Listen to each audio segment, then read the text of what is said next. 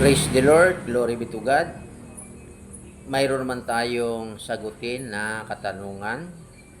Ito ay follow-up question niya sa unang katanungan niya. Sinagot na ng unang katanungan niya, no? Ang tanong niya ng nakaraan, totoo ba ang Biblia? Kung totoo ang Biblia, bakit tao ang nagsulat? No, nasagot na natin 'yan. Ang follow-up question niya ito. Ito naman ang kanyang tanong. Lahat bang nakasulat sa Biblia salita ng Diyos? Okay, no? Sagutin naman natin ang kanyang katanungan na lahat bang nakasulat sa Biblia salita ng Diyos? Ang Biblia kumpleto, no? May salita ang tao dito, may salita ang anghel, may salita ang diablo, at may wrong salita ang Diyos. So, nasabi ko na, ang Biblia kumpleto. Okay. Unahin natin, no, itong sa Gawa 12. No, 12, 21 hanggang 23, no? Sa Gawa. Ang nagsasalita dito, tao. Okay, no? Purihin natin ang Panginoon. Dito sa 12, no, 12, 21 hanggang sa 23, itong atin mabasa. Okay. At isang takdang araw ay nagsuot si Herodes ng damit hari at naupo sa luklukan at sa kanila'y tumalumpati at ang bayan ay sumigaw, tinig ng Diyos at hindi ng tao. At pagkadakay sinaktan siya ng isang anghel ng Panginoon sapagkat hindi niya ibinigay ang kaluwalhatian sa Diyos. At siya'y kinain ng mga uod at nalagot ang kanyang hininga. No? Ang nagsasalita dito si Haring Herodes. Si Haring Herodes ay tao. Nagsasalita siya, nagtalumpati siya, at nagsigaw ang bayan. Sabi niya, hindi tinig ng tao, kundi ng Diyos. Yan. Ngayon, sinaktan si Herodes ng anghel sapagkat siya ay tao, nagsasalita. Pero ang nakikinig, sinabi na hindi daw tinig ng Diyos, kundi, hindi daw tinig ng tao, kundi ng Diyos. Yan. Ngayon, ito ay salita ng tao. No, salita ni Herodes sapagkat si Herodes ay tao, no, nagsasalita sa bayan. Yan. No, nakasulat sa Biblia. Yan. Salita ng tao yan, hindi yan salita ng Diyos. Glory be to God. Yan. Ngayon, pangalawa, sa Lucas 2:10, ito naman ay salita ng anghel. No, hindi ito salita ng Diyos, ito ay salita ng anghel. Sabi dito sa Lucas 2:10, at sinabi sa kanila ng anghel, huwag kayong mga takot, sapagkat narito dinadalhan ko kayo ng mabubuting balita ng malaking kagalakan na siyang nasa buong bayan. Yan, sino sasalita dito? Ang anghel, no? Sabi, at sinabi sa kanila ng anghel. Yan. Purihin natin ang Panginoon. Ito hindi ito salita ng Diyos, salita ito ng anghel. Okay, no? Sunod, basahin natin sa Lucas 6 o Lucas sa 4:6, no? Basahin natin.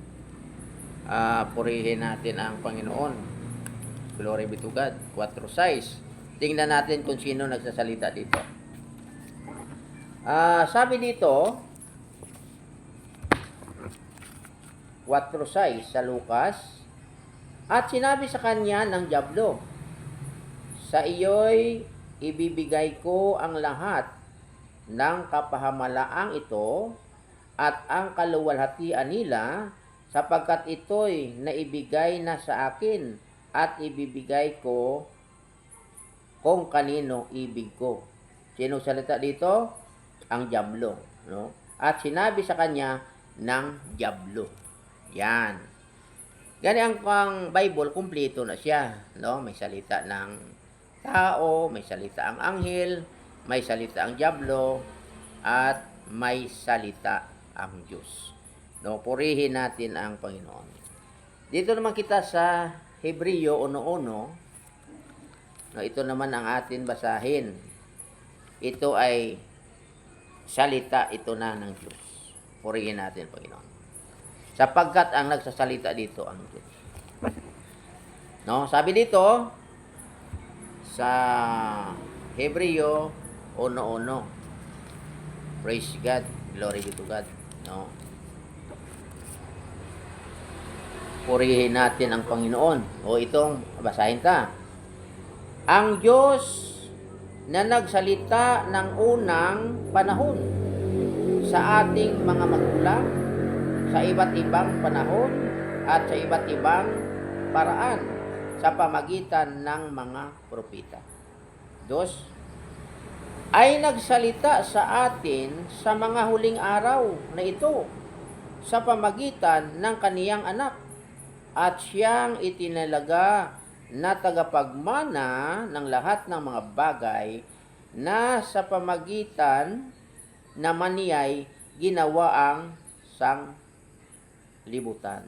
Yan, no? Ang Diyos nagsalita noong unang panahon sa mga propeta. Ngunit sa ating panahon, mga kapatid, no? Sa kanilang panahon at sa ating panahon noon, sa panahon ng mga apostoles, ang Diyos ay nagsasalita sa pamagitan ng kanyang anak. Purihin natin ang Panginoon. Praise the Lord. Kapag isinalita ni Kristo, yan ay salita ng Diyos. Sapagkat sabi ng ating Panginoon, basahin natin sa Juan, sa sulat ni Apostol Juan, sa 12, no? 12 sa 49. Yan. Kapag sinalita ni Kristo, salita ng Diyos yan. Purihin natin ang Panginoon. Praise the Lord. Glory be to God. Okay. Basahin natin, no, sa Juan, sa 12:49, itong atin mabasa. Praise God. Glory be to God. Sabi dito, sapagkat ako'y hindi nagsasalita na mula sa aking sarili, kundi ang Ama na sa akin ay nagsugo, ay siyang nagbigay sa akin ng utos kung ano ang dapat kong sabihin at kung ano ang dapat kong salitain. Yan, no? Maliwanag sa banal na kasulatan, mga kapatid, na kapag ang ating Panginoong Hesus Kristo ang magsalita, yan ay salita ng Diyos. Ngayon, sino ang magsasalita ng salita ng Diyos? Basahin natin sa Juan, sa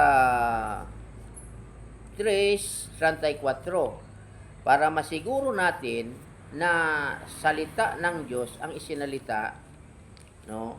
Atin alamin sa banal na kasulatan. Sa Juan, sa 3:34, sabi dito, sapagkat ang sinugo ng Diyos ay nagsasalita ng mga salita ng Diyos, sapagkat hindi niya ibinigay ang Espiritu sa pamagitan ng sukat. Yan. Sino ang magsasalita ng salita ng Diyos? Ang sinugo ng Diyos. Yan. Ang unang sinugo ng Diyos, ang kanyang bugtong anak na si Jesus Christ, no? Siya ang unang sinugo. Okay. Basahin natin sa sulat ni Apostol Juan, sa 6, sa 28 hanggang sa 29, no? Itong atin mabasa. Purihin natin ang Panginoong Diyos. Praise God. Yan. Basahin natin, no? Sa size 28 hanggang 29. Sinabi nga nila sa kanya, ano ang kinakailangan naming gawin upang aming magawa ang mga gawa ng Diyos? Sumagot si Jesus at sa kanila ay sinabi, ito ang gawa ng Diyos na inyong sampalatayanan yaong kaniyang sinugo. Yan, no? Ang una na sinugo na dapat natin sampalatayanan sapagkat ang sinugo ng Diyos, nagsasalita ng mga salita ng Diyos, ang ating Panginoong Hesus Kristo. Pangalawa na ating pananampalatayanan na nagsalita sapagkat siya ay sinugo ng Diyos, walang iba ang mga apostolis ng ating Panginoon, no? Atin mabasa sa Juan sa 20, no? Juan sa 20, sa 21, sabi ng ating Panginoon, sinugo siya ng Ama, susuguin niya din ang kanyang mga alagad, mga apostolis, para magsalita ng salita ng Diyos. Praise the Lord. Yan. Okay, no? Ating basahin, no, sa Juan sa 20 sa 21. Itong atin mabasa. Magabasahin. Sinabi ngang muli sa kanilang Hesus, kapayapaan ang sumainyo, kung paanong pagkasugo sa akin ng Ama, ay gayon din naman sinusugo ko kayo. Yan. Ngayon, kung paano na ang ating Panginoong Hesus sinugo ng Ama, ang kanyang mga alagad, mga apostoles, ay sinugo din niya. Ngayon, sa Juan kanina, sa 3:34, ang sinugo ng Diyos ay magsasalita ng salita ng Diyos. Purihin natin ang Panginoon. Para masiguro natin na nagsasalita ng mga salita ng Diyos, no, yan ang mga sugo ng Diyos. Unang sinugo ng Diyos, si Kristo. No, pangalawa, ang mga apostolis. Nga kung pakinggan ninyo ang mga apostol, no, mga apostolis, si Kristo ang ipakinggan. Tingnan natin dito sa Lucas, no, atin basahin sa 16 sa Lucas, no, itong atin mabasa. Praise the Lord. Glory be to God. Sabi dito,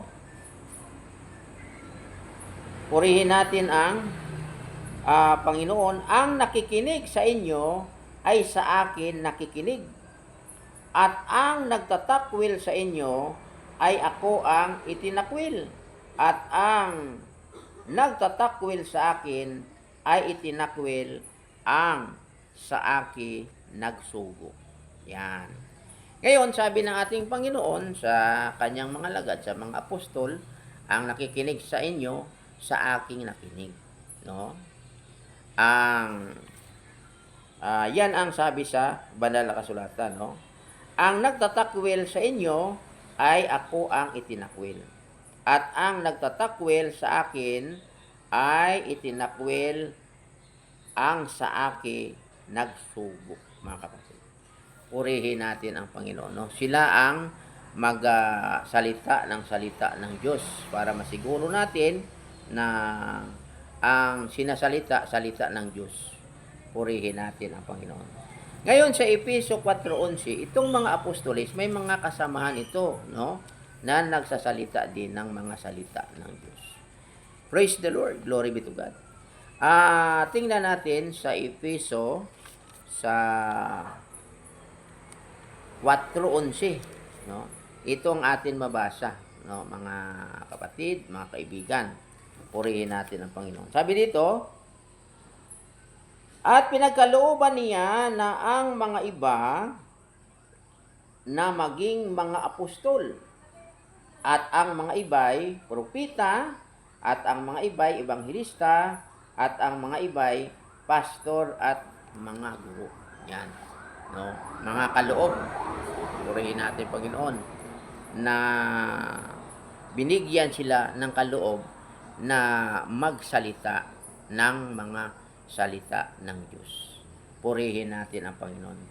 Ngayon, sa tanong, lahat bang nakasulat sa Biblia salita ng Diyos? Ang sagot, hindi lahat na nakasulat sa Biblia salita ng Diyos. No? Isa-isa natin kanina, may salita ang tao, may salita ang anghel, may salita ang diablo, may salita ang Diyos. Purihin natin ang Panginoon. Sana sa nagtanong, no, maunawaan ninyo ang mga katotohanan na mga sagot natin sa banal na kasulatan.